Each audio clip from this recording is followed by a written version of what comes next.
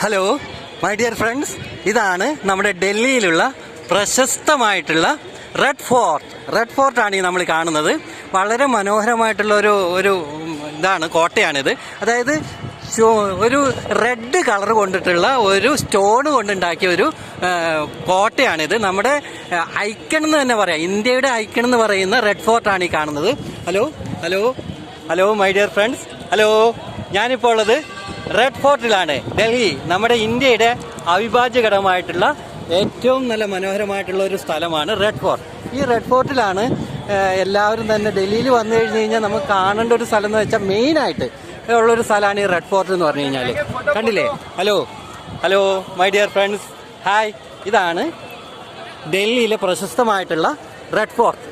അതായത് red colour കൊണ്ട് നമുക്ക് മൊത്തമായിട്ട് ഉണ്ടാക്കിയിട്ടുള്ള ഒരു കോട്ടയാണിത്.